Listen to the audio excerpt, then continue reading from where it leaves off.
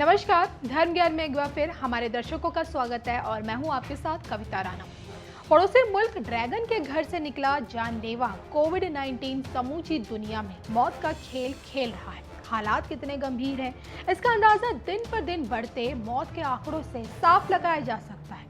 संकट की इस घड़ी में साथ देने के बजाय पड़ोसी मुल्क पाकिस्तान है, जिसकी नापाक साजिशें कभी खत्म नहीं होती। तकरीबन 21 करोड़ आबादी वाले मुल्क पाकिस्तान में कोरोना ने भी कम आतंक नहीं मचाया हुआ है।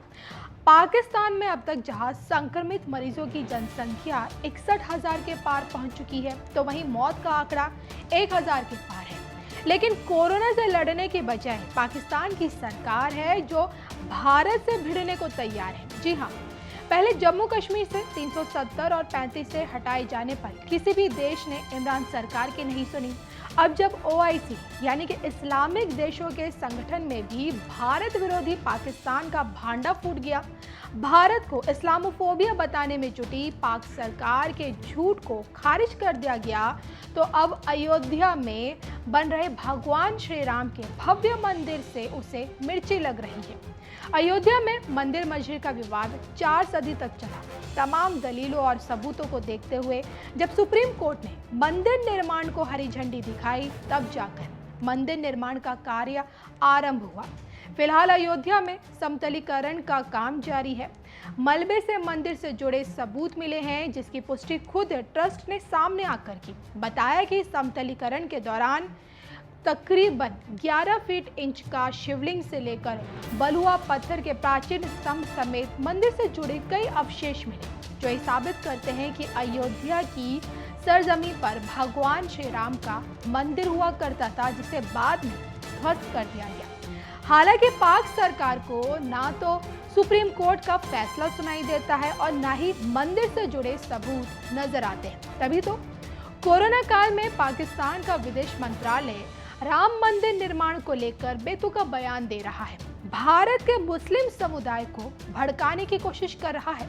हाल ही में पाक मंत्रालय की ओर से प्रवक्ता आयशा फारूकी ने ट्वीट कर कहा, जहां एक और दुनिया कोरोना महामारी से जूझ रही है, वहीं RSS बीजेपी गठबंधन हिंदुत्व के एजेंडे को आगे बढ़ाने में लगा है। बाबरी मस्जिद स्थल पर एक मंदिर के निर्माण की शुरुआत इस दिशा में एक प्रयास है और पाक सरकार इसकी कड़े शब्दों में निंदा करती है।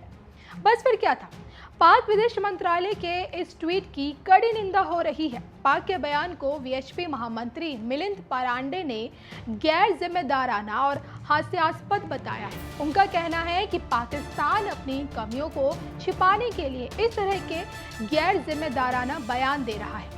जिस देश में लगातार अन्याय होता आया है, वो हमारी न्याय व्यवस्था पर बात कर रहा है।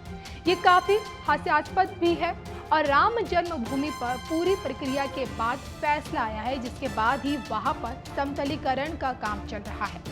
तो पाक विदेश मंत्रालय की ओर से इस तरह का ट्वीट ये बताने के लिए काफी है कि जिस पाकिस्तान की नींव धर्म के आधार पर रखी गई, आज वही पाकिस्तान धर्म की आड़ में भारत को बांटना चाहता है। जब इस्लामिक देशों के सामने मोदी सरकार को इस्लामोफोबिया साबित नहीं कर पाया, तो अब राम मंदिर के जरिए भारत के मुस्लिम समुदाय को भड़काने की कोशिश कर रहा है। लेकिन नापाक साजिशें रचने वाला पाकिस्तान ये नहीं जानता कि भारत में हर धर्म समान है। किसी भी धर्म से पहले देश के 135 करोड़ आबादी जो जनता है वो भारतीय है। पिछले 10 दिनों से श्री राम जन्मभूमि पर मलबे को हटाकर समतलीकरण का काम प्रारंभ किया है।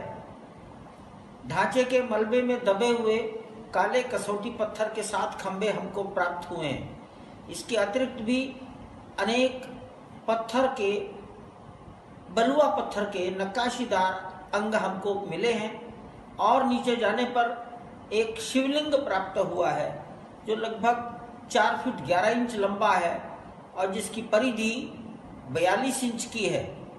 ठीक ऐसा ही शिवलिंग कुबेर टीले पर भी लगा मिला है।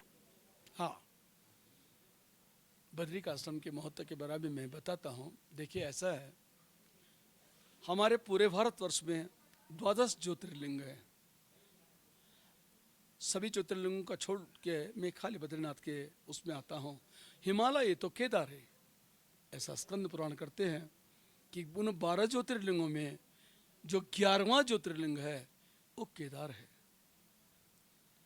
तो समस्या ये थी, अगर केदार ज्योतिर्लिंग है तो जहाँ भी ज्योतिर्लिंग हैं वो भगवान शिव जी के हैं। उन शिव जी के ज्योतिर्लिंग में भगवान नारायण कहाँ से टपक पड़े? और फिर लिखा वैकुंठो अष्टम साक्षात श्रेष्ठो बदरिकाश्रम। इन भू वैकुंठों में भी कोई वैकुंठ है तो बदरिकाश्रम है। उन्होंने केदार को नहीं बोला। ऐसा क्यों हुआ उसका थोड़ा सा आपको हम वर्णन कर देते हैं।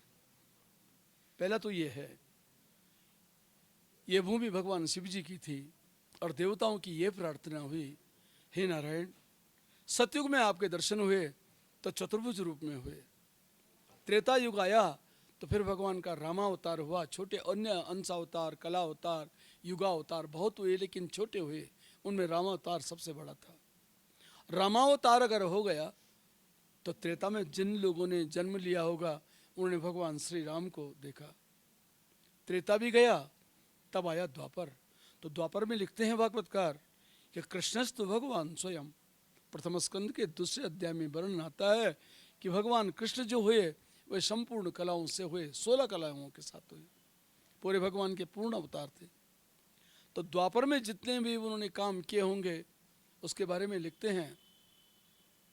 एक श्लोक श्रीमद् भागवत के 11वें स्कंद के 4थे अध्याय में आता है, जहाँ पे लिखा है नक्षत्रयाम कृतगाम चतुर्सप्त कृतो रामस्तो है गय कुलाप्य वर्गवग्नि सोब्दिम भवंद दशवक्र महंस लंकम सीतापतिर्जयति लोकमलग्न कीर्ति। मतलब सत्युग का अंत आया तो महाराज परशुराम जी ने पूरी पृथ्वी नक्षत्रयाम कर दी, बिना नक्षत्रों के कर दी। 21 बार उनका विध्वंस किया। इस प्रकार सत्युग गुजर गया। त्रेता आया तो भूमि लिखते हैं सुब्दिम भवंत, भगवान नारायण स्वयं जो रामावतार लेके आए थे, उन्होंने अवधि में समुद्र के ऊपर श्वेत बांधा, पल्ली पार गए और राक्षसों का विध्वंस करके रावण का विनाश कर दिया। उनकी अलगन निष्कपट कीर्ति आज भी फैली है। ऐसा आया त्रेता। अब आया द्वापर। तो भूमिर भरावतरणाय यदुस्वजन्म जातक करिष्यति शूरैरपि दुष्कराणि। देवताओं ने भी जिस कार्य को नहीं किया वो काम भगवान कृष्ण ने किया। ऐसा द्वापर आया। अब लिखते हैं जब 3 युग तक दर्शन हो गया, चौथा युग आने का है, तो लिखा है उसमें कि बदिर्विमोहयति यज्ञ कृतो ददर्घन। जब ऐसा कलयुग आएगा जिसमें कोई भी अच्छी तरह बात न कर सके, उल्टे उल्टे काम होंगे, तो भगवान का फिर अवतार होगा और वो भूमि का भार उतार देंगे। लेकिन जब होगा तब होगा, तो देवताओं का यही प्रश्न था, जब होगा कल के अवतार तब होगा, तब तक तो आधा संसार समाप्त हो जाएगा। तो महाराज ऐसा करो, आपको कैसे बिलीव करेंगे लोग, कैसे विश्वास करेंगे कि भगवान थे भी या ये अवतार सही थे या गलत थे। उनकी बात को सुन करके भगवान यही सोचने लगे, ए देवताओं, समय आएगा मेरा भूमि पर अवतार होगा और वहां आप मेरे को देखोगे। तो सतयुग में जो पहला अवतार हुआ नर नारायण अवतार, परंपराओं गत में वो चौथा अवतार है, वही नर नारायण अवतार यहाँ आया तब के लिए। तो वो नर नारायण अवतार इस ढंग से था कि जितने भी अवतार आज तक हुए सब चले गए, लेकिन नर नारायण अवतार भगवान का जो हुआ वो आज भी है। योद्यापि चाष्टमुनिवर्ज्य सेवितांग्री श्रीमद्भागवत के 11वें स्कंद के 4थे अध्याय में 10वें श्लोक में ये वर्णन आया, वे आज भी यहाँ पे निर्द्वंद होकर तप कर रहे हैं। लेकिन कैसे उन्होंने तप किया ये मैं आपको समझाना चाहता था। भूमि तो भगवान शिव जी की थी, तो वो कैसे यहाँ बस गए। उन्होंने देवताओं से कह भी दिया कि कलयुग में ऐसा धाम बनेगा जो साक्षात वैकुंठ होगा, उसका नाम बदरिकाश्रम होगा।